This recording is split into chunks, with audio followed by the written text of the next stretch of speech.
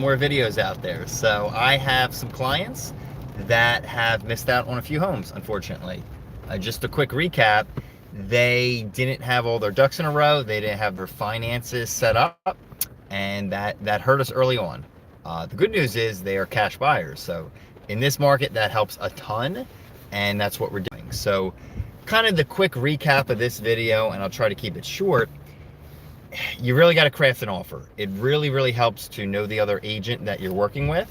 I'm representing buyers in this case, and that's what we did. So my clients missed out on a few houses, so they really wanted to go in strong. And I'll just give you rough numbers. They're not exact, but they're close. So in this instance, we were willing to go up to $325,000. No questions asked. They would do $325,000. In fact, they might have went a little higher, but let's just keep it at $325,000. I negotiated essentially for $315,000. So in the grand scheme of things, that's $10,000 of savings right there. And that is what we need to start putting out there, especially there's a lot of good agents out there, and they know the value. Fortunately, they get to see things like this day in and day out.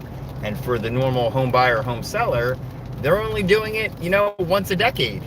Some even, once a lifetime. So it's hard for folks to understand the true value of partnering with a real estate consultant that actually knows what they're doing. And I'm not here to knock anyone, but if somebody just joined, and became a realtor, it's pretty easy to understand the nuts and bolts of a real estate transaction. I'm going to put that out there. But there's many things that do take, just like any industry, years of truly understanding, appreciating, and saying, oh wow, if I could go back and do that deal over, this is what I would have done. And that is what, the real estate agents that do 50, 100, 150 deals a year or more, they have this insight. They know. They also have the relationships with the other agents where, guess what? They work with them. Many times, and sometimes we put deals in and they don't work, but the professionalism behind the scenes, I really like to be punctual, but also just dealing with other people and treating them with respect. It happens day in and day out in this industry, and some folks, rightfully so, they get a little upset when they miss out on an offer. The agent too, because remember, most agents work primarily for commission. So that being said, that's a tough one. When you're crafting an offer, you put in, and then you get a note from the other agent saying, oh, you missed out, or oh, we already accepted an offer. That's always a good one. But just the moral of this story is always do your own due diligence. See who you're working with. Don't just say, oh, this is a family friend, okay, I'm gonna work with them.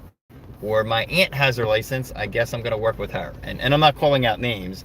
I'm just saying, do your own due diligence, do your research, because, $10, $15, $20,000 putting it out there in a normal real estate transaction, especially here in North Wilmington or Delaware County, the suburbs of Philly, guess what?